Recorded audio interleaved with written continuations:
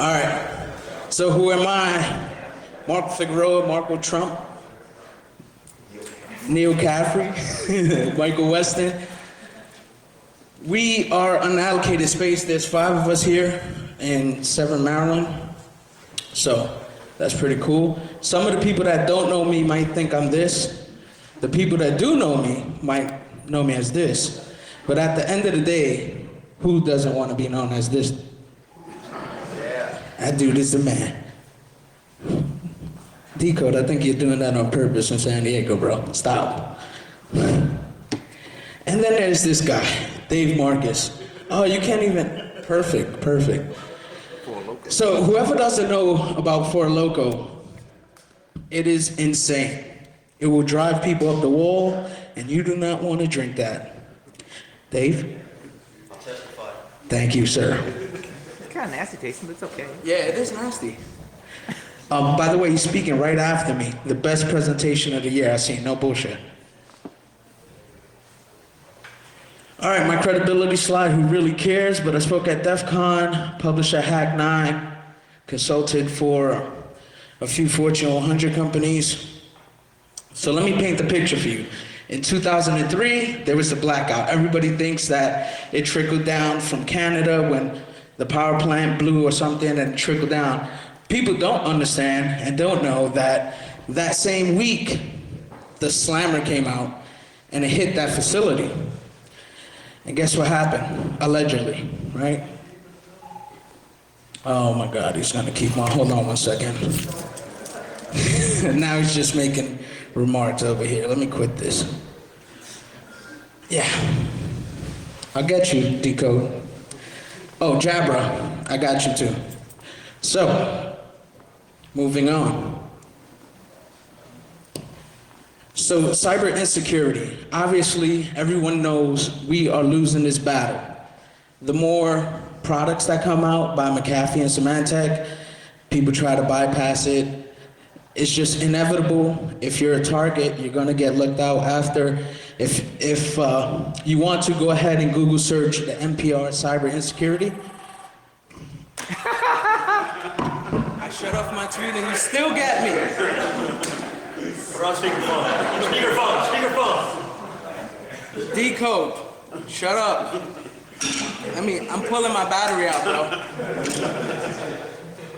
And don't call my brother.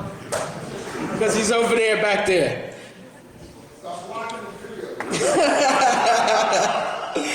So yeah, if you want to look this up, NPR cybersecurity is telling you, Tony Blair over here, that every second, 200 pieces of malware get released. Okay? So yeah, we're losing the war. It's just a losing battle. It's like, how can you protect your people when they're always getting screwed? So here's some of my hacker ESPN highlights. April 2007, 20 terabytes was stolen from a government site. Now, how this happened, I don't know, because 20 terabytes is a lot. So the best thing out of this is Virginia. Since we're in Virginia, the Social Security Department got hacked. And basically they were held from ransom. And they paid the ransom. And somebody told me, that didn't happen, I looked it up. Well, 60 Minutes, look up 60 Minutes about the hacker that hacked the VA Social Security. And what they did was, they basically stole the information and said, if you don't pay me, we're gonna release it on forums. Paid. How much? I think it was there you go. 10 million, and they were probably happily, they was just like, you want 11 million or you want 12? They probably overpaid them. So Zeus 2009 Malware Award of the Year for me. This gentleman right here works at McAfee. What is this year's big thing? I don't know, spy items maybe. Zeus? Zeus and spy. Still with Zeus? Yeah. So Zeus is still running wild. Last year, it did the most damage. And what's great about this, definitely Google Zeus and Symantec. They'll show you a video of what it does, and if you look at this video, it is professionals. Professionals, I guess because the economy is bad or whatever the case is, it could be other governments. They are doing back-end like databases. It is insane. You know that you have a team of people. This is like real big cyber crime, and it's just really insane. Definitely look that up. So, how can you protect yourself against all of this? What I've seen and what I've used is just my experience, and it helped me out. And if you want to go ahead, this is all free. I am? Oh, right here? Sorry about that. Thank you, Kevin. That's why you have a big brother. So, it's a versatile tool that collects malware. You just put it on a box, you dump it on the network, and it basically collects binaries. What Nepenthes does, it emulates vulnerabilities like MS-06 45 and MS-08 67. And it just collects binaries, and you can push it to a specific server if you want, so it could be centralized. There we go. So why is this basically relevant? Because Symantec, I'm not going to say McAfee, Symantec sucks. Anybody have problems where you get some malware and it doesn't detect? Because it's signature based, obviously, you know? So the better you know the malware that's on your network, the faster you can mitigate all the risk and issues that you have.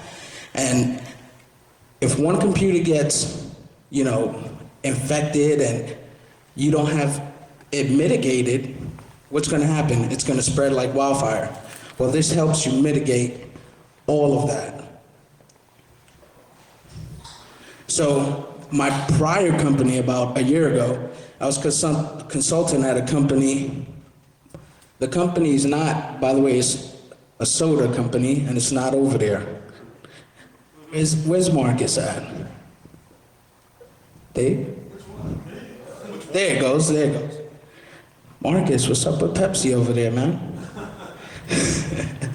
So I used to consult for Pepsi, and it had over 200,000 workstations all over the world.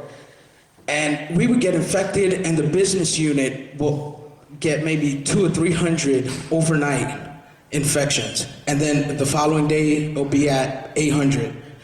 So we were figuring out, well, Symantec's not helping us because it's not detecting any of the viruses. And then when we pushed it to them, we didn't get signatures back for 4 or 5 days. So what happens? It just moves on to another business unit and affects that. And then from Asia, we would get infected in Latin America, Europe, Middle East, Africa. So we decided, since it's free, Nepenthes is free, we're going to deploy it in the largest BU in that specific region. In Mexico was Monterrey. In Latin America, it was Brazil. And then what we did was we deployed it, and then we bought CW Sandbox. Now, if you're in a large company, CW Sandbox only costs $12,000, so that's nothing. So basically, we put it in a central location. All the malware that was captured was basically funneled in through Nepenthes, pushed up to that CW Sandbox, and basically reversed. Now, here's the thing. CW Sandbox is not the end-all of all malware. It only picks up about like 50 or 60%. And some of the new stuff that, you know, is coming out, it's wicked. You having a lot of VM protect, a lot of obfuscated code, the binaries. So CW Sandbox just doesn't work. Do you have any other recommendation? I like Anubis. Anubis? Okay. So this is Nepenthes modules, like I was just saying. It has MS-04, and last night, me and Marcus were speaking, and they answer emails, the people from Nepenthes that created it, but it's not supported and updated. So it's kind of outdated, but it's still useful. And I'm gonna tell you the shortcomings with Nepenthes and why, at the end of the day, it's not a good product. It does its job, but it needs to be updated. So this is how you would install Nepenthes or Nepenthes, the way you want to call it. The Windows users, I'm sorry, you can't install it. So this is a sample report. And now, once we install this and viruses were getting hit on these boxes and pushed up to CW Sandbox, we would take these reports and submit them to Symantec. So instead of 4 or 5 days getting back that signature, it will take us 4, 8, maybe 2 days max. So it cut down the infections by, I would say, 200 or 300 off the bat. So here's the sample report. You can look, it saves the binary as an MD5 hash. It shows the PID on it.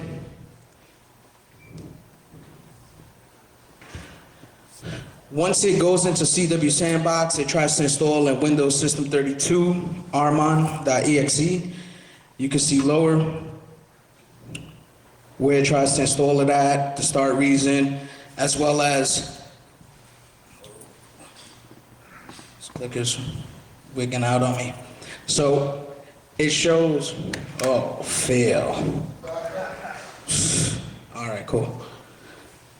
So you see it tries to call out to sexccc.serveftp.com, and then right below it, it tries to go to the specific IP address. The next slide shows what port it's trying to go out on, and it's definitely trying to connect to a botnet. You see the nickname, Tibia, and the password is Tibia Blows. So it also opens up a listening port 1910. So this is all useful information that Symantec can have and basically pump it out quick, pump out the signatures quick to you. So what's your general approach? You know, after being in this industry a lot of years, you'll know that there aren't that many, well, let me rephrase that. Some of the people you work with, you'd be like, why are you even in IT? Seriously. And where I work at, man, tools. For real. Probably on Monday, I probably won't have a job for saying that, but who gives a fuck? What? Oh, yeah. We can mention that later. Anyway, we had, when I was living in New York like a year ago, our bots kept on getting hit with like stuff. So I did a trace, and this is why I really started using Nepenthes and different type, and then looking like Honeyd and looking for different honeypots, because we were getting hit so often by China on our ISP. But yeah, going back to this slide. Thanks for reminding me, Kev. Going back to this slide. Lost my train of thought. Thanks, Kev. Tools. There we go. Tools. Yeah, and how your coworkers, some of your coworkers are clueless and they're only picking up checks.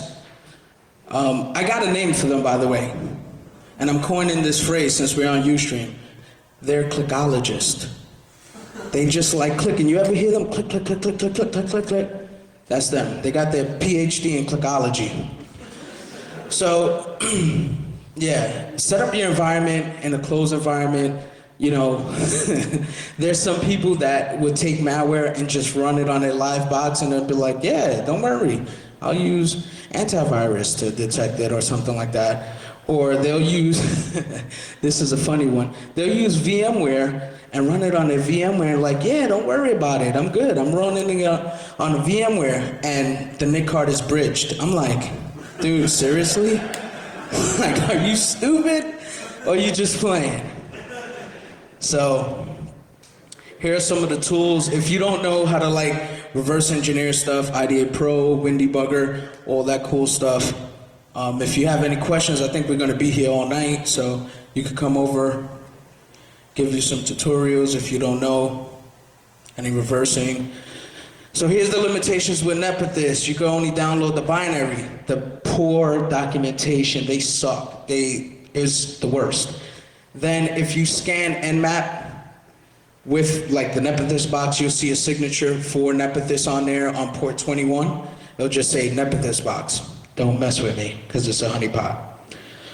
And malware is getting smarter, like I said. We were talking yesterday, there's 200 malwares that come out a second. And every year, if you look at the trend, do you guys have a website for that trend? So if you look up on Google, you could take a look at that. So that's the first presentation. I got 2 on here. So any questions on that? If not, I'm swinging down to the other presentation. Go ahead, go ahead. I don't know. I mean, I like the idea that you're capturing them and funneling them down. Yep. But then the basic idea that it takes 4 days, that it's gonna be a while before you get a signature back, just seems like the inherent flaw. That once, I mean, if you could turn it around in 3 hours and you could protect your servers one continent over and you could be good, that seems like the solution. Like, it seems like the basic problem takes days. Yeah. Think that'll fix? I'm not too sure, seriously. I'm just giving you my experiences. We went from having signatures for 4 days to hours because of this. Just setting that environment up. And we went from 1,000, 2,000 infections to only having 500, 300. And is it getting smarter? I mean, people are really getting smarter. People are laid off. They're trying to get money any way they can. And you know, when it's easy, people like, shit, I know I'm not gonna get caught. I'm gonna write some cool shit. And that's what's happening. They're winning. There's no question about it. Any other questions on that? Yeah. Just on the Nepenthes site, the other day they were saying use DNA. That the Nepenthes site was suggesting that use DNA. Diana. Okay, that's good to know. I didn't hear about it. DNA is the DNA? DION. Okay. EAE. Sorry, AEA. I'm even more lost now. Yeah. I guess it's another honeypot site. Like dynamite. It's a honeypot software. It's like a Windows thing. It emulates Windows. I mean, it's a. There's a couple of them. I mean, there's all that stuff that the HoneyNet does, and HoneyNet does, and there's all kinds of stuff. All right, cool. All right, cool. You good. All right, so this is my baby. Kev, you want to come up because you're doing the second half with me.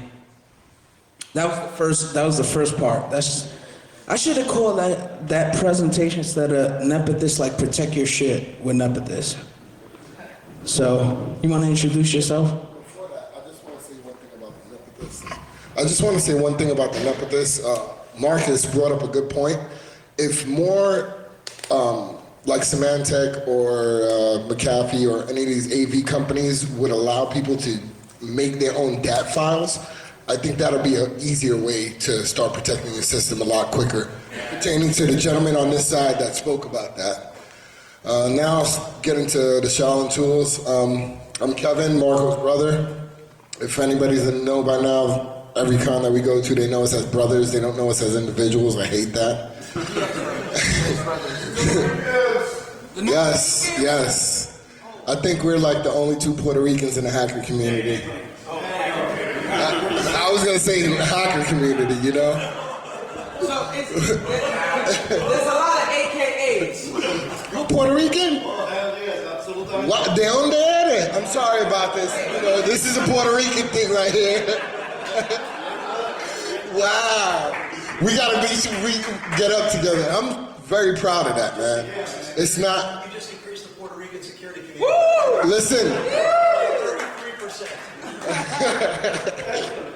All right, in any case, me and my brother coming out with these tools, Shaolin tools, about 2 years ago. Well, it's been a little bit longer than that, but we've been trying to get into Black Hat and talk.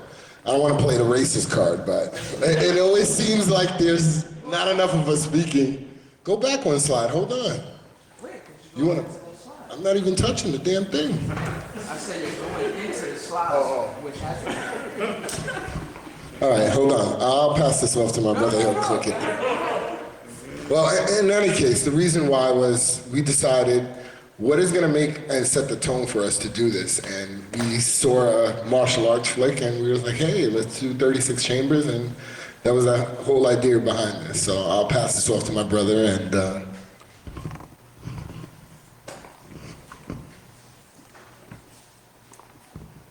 So yeah, like he was saying, for the last 3 years, we submitted to Black Hat, we got denied, whatever. So we were frustrated, baffled, what the hell's going on? You start questioning your judo skills and your kung fu skills when you get denied that often. And I'm like, what the hell? So, you know, with Einstein concentration and imagination, you know, yeah, you had 36 chambers of Shaolin tools were born. And if you see the picture, it's fuzzed out there. This was like a month ago at Oasis of the Seas, and we was basically hanging out, chilling, coding on Shaolin tools. So one of the things that I really liked about it, we went on vacation and we went on this boat cruise. So we had no cell phones, no communication to the outside world, so we got some really good work done. Of course, the family was kind of upset because we brought laptops. Another good joke was while going on the boat cruise, you had TSA looking at our bags, and they was wondering, why are 2 people bringing 7 laptops with them on a damn boat cruise? And we were like, hey, we're going on vacation. But so it was a good way for us to brainstorm and try to pull things out the ether in order to make these tools better. And another thing that we decided, and why we did this, was it's unheard of people to come out with 36 tools at one shot. And we figure it'll keep the community very occupied with these tools.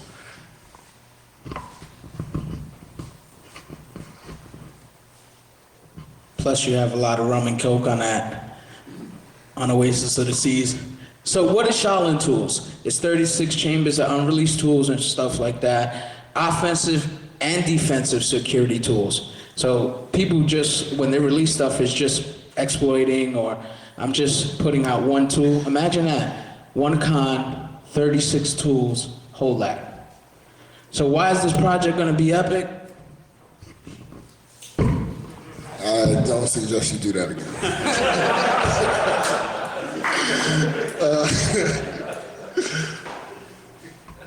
I really don't have too much to say about the slide except that it is going to be epic. I've never heard of anything, and not that I want to toot my own horn or anything like that, but I've never heard of anybody even putting out 3 tools in one shot. Only person that comes close is FX, and he put 2 of them in one shot.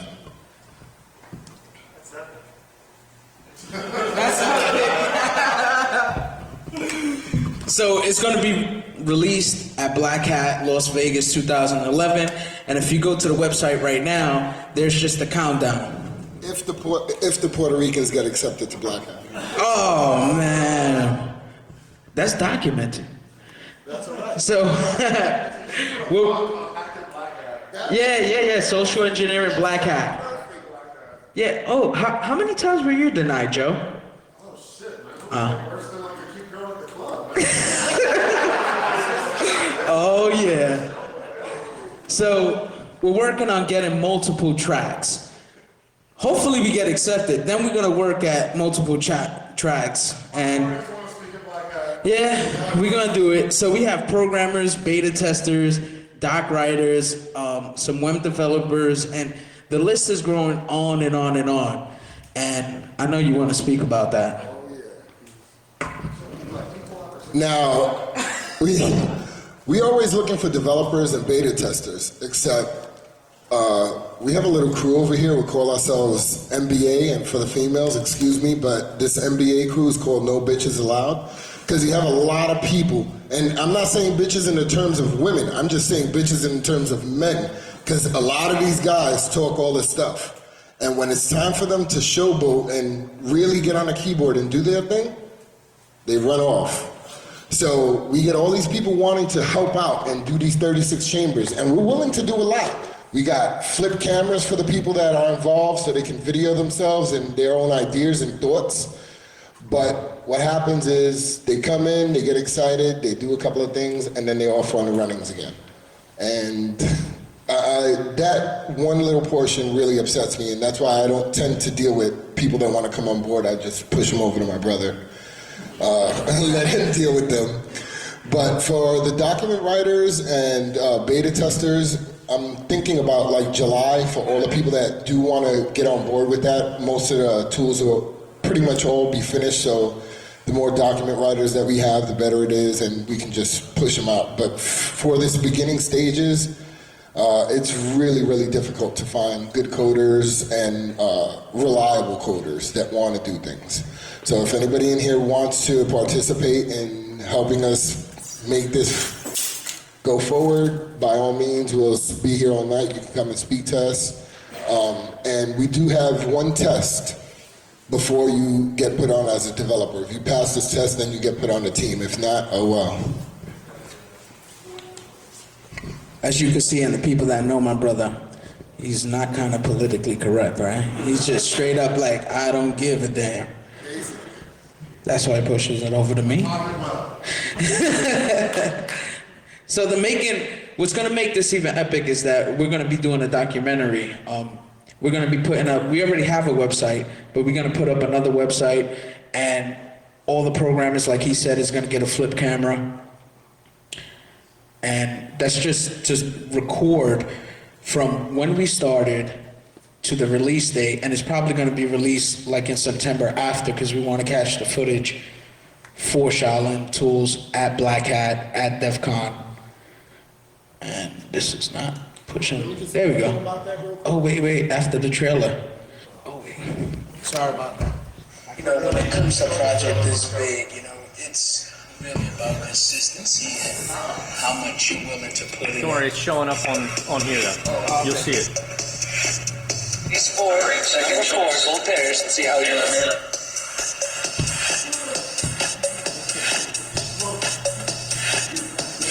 There's going to be opportunity, there's going to be ups and downs, and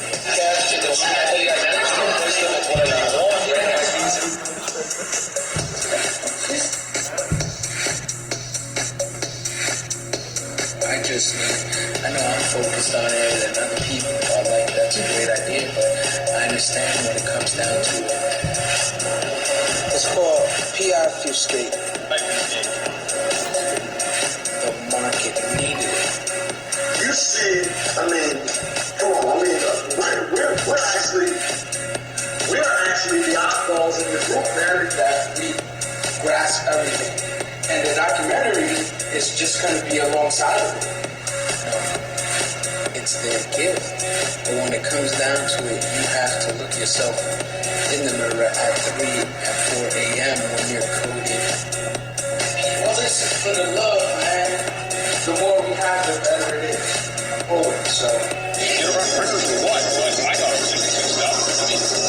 Yo, dude, 1,507 systems in one day. This is zero cool, man.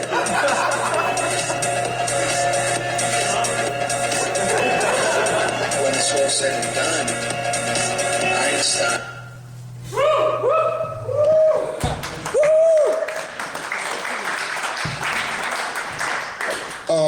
The reason why we wanted to do the documentary is a lot of people don't tend to realize, unless you're actually making a program, how difficult the journey is from start to beginning. And we figured if we went and did this, start to end, I'm sorry, the liquor's already talking. From start to end, people don't realize what it takes to get this going and how motivated that individual has to become. So for people that do develop and put things out, I really, really thank you so much for helping the community. And I think if they went one step further, by making documentaries, people could actually visually see what it takes. Yes, Marcus? Decode had a question. Decode saying, what kind of system? Decode, you have no questions, nothing. Stop it. Call me on my cell phone. Stop bothering us. He's saying, what system requirements do you see for this toolkit, tool set? Oh, okay. I'll answer that, Decode. That was a good question.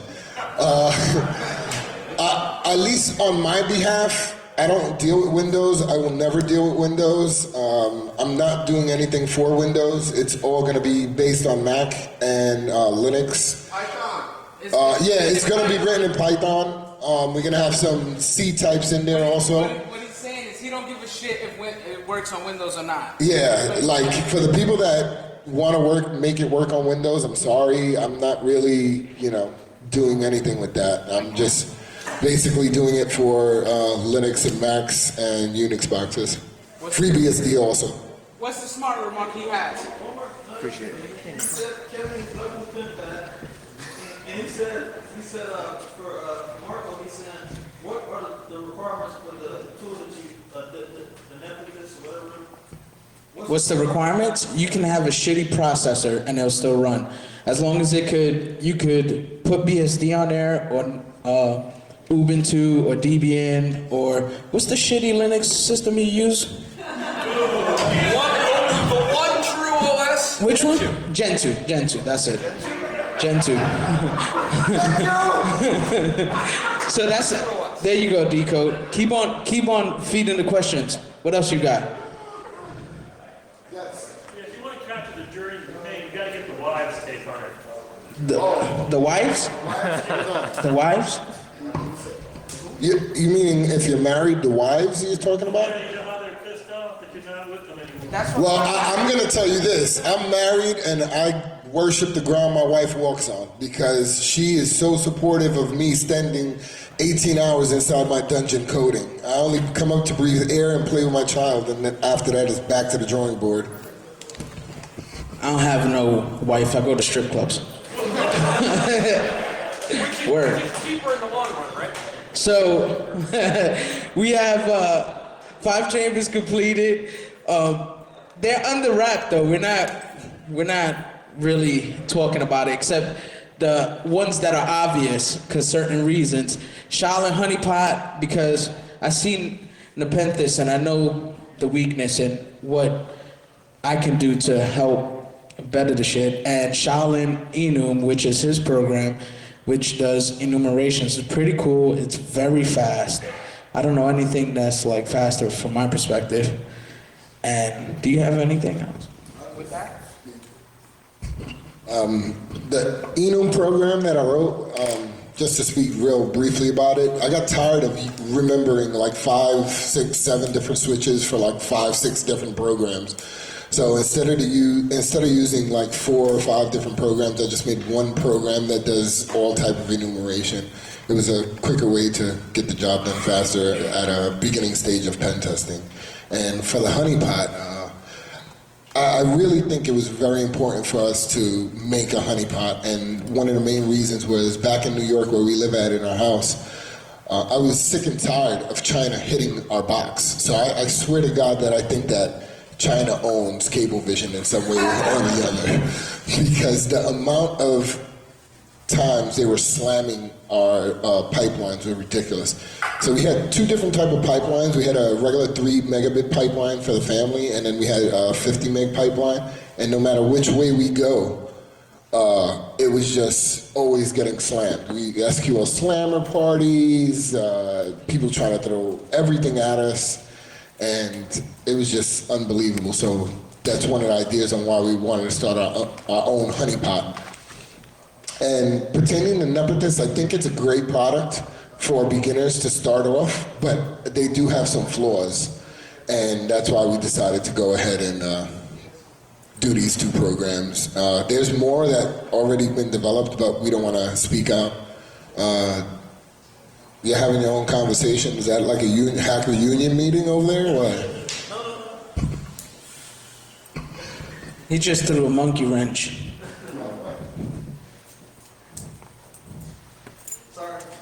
Yeah.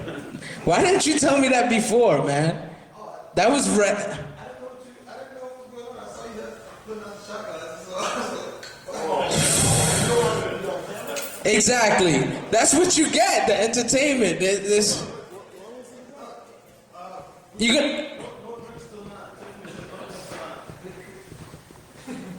I'm a hacker. No. Respect that. I know you're gonna. That's his thing. Oh my God. So it was gonna be a little party. It was gonna be a shot glass. That's what we always do. We always have the shot glasses. We had the music on. Word. sir, I didn't get a line from my speaker, Marcus, but it's alright. One of the things that we always do is, like you said, entertainment. This last portion that I wanted to do, I guess I can't do. I was gonna give out questions, and for the people that got the answers right, you would come up and take a shot. But I guess there's no drinking until 9 o'clock. And just to go against the grain, just because I love to do that and I'm not politically correct, that's why I had to take that shot. And one thing, you can hit us up at on Twitter or any websites. I'm honored to speak at the first DojoCon, brother. Is the second DojoCon? Oh. Ooh.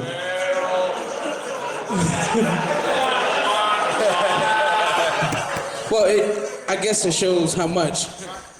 My rebuttal on that is we just met Marcus last year at SmoothCon, so we didn't know about the first one. So to us, this is the first DojoCon. Damn, I feel like it. All right, so thanks. Yeah, 9 o'clock. I guess we probably. Or we could go out in the parking lot, inside the car, and just drive out. Anybody else have any questions? Any questions? All right, let's go to the parking lot. All right, real quick. Hey, I really encourage, if you live in Maryland, if you live up in Maryland, you should really come by unallocated space. I hang out with these guys all the time there. I mean, there's a lot of smart people in there, and we just, all day we're talking about stuff like this, and talking about life. And the reason why I like these guys is like, yeah, they're geeks. They're definitely geeks, but man, we really have really good discussion, and it's more than just about tech at the space. I mean, we talk about life in general, and it's a really good way to network with people. So if you're in Maryland, you got to stop through. You got to come down to allocated space and chop it up with these guys. I do all the time. Half the time it's not about tech. So seriously, you got to come there. Thanks for representing Bronx Brothers. Sorry for spoiling the shots. No, that's all right.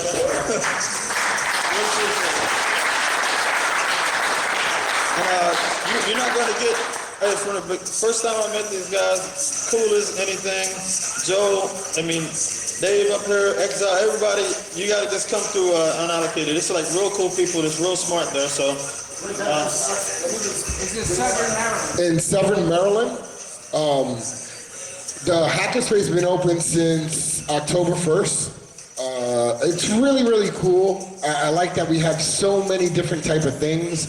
And not to downplay reverse space. I'm not saying this to downplay reverse space. I'm just saying this is where we hang out at and where we do our hacking and building stuff.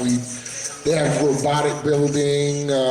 We're trying to do miniature CTF. We're trying to teach classes like Metasploit Mondays and everything. And I'm just gonna bring Joe up real quick because he was there last night, so he can give you his experience of his first time coming over here. Yeah, hey guys, I actually want to give a shout out to the hackerspace too. Really, most of you guys know me, you know. I started No Bitches Allowed a couple of years ago, generally because I really hated all the hacker groupies. I couldn't stand all of them. I would go to the con and I was like, no, bitches, bitches, bitches, bitches. I'm not following all these people around. Fuck that, I can Google, I'll learn to hack my damn self. And I wasn't all about following a bunch of people. And that's really kind of how NBA started. But the one part that I really should have been saying was what got me into hacking, and that was my first DEF CON experience. So I was at DEF CON, and I was just walking around, and the cool thing that I loved about DEF CON is everybody I met, freaking purple hair and piercings, and you know, dudes was gay, and people was hitting the blunt, and nobody gave a shit that I was black. Nobody cared about where I worked. All that mattered was you're into this hacking thing. And what I wanted to say about the hackerspace was that's what it was like for me there last night. We were laughing, we were drinking, we were hacking, guys were teaching me lockpicking, we were hanging out, fucking just talking shit. It was the coolest time I've had in years, just to hang out, and it didn't matter. There was all kinds of racist jokes up in there. It was funny as hell. I had the time of my life. It was so much fun to just hang out and drink and talk shit. And guys, I just want to say how hackerspace and what's going on with unallocated, mad love. Love it, man, I'm serious.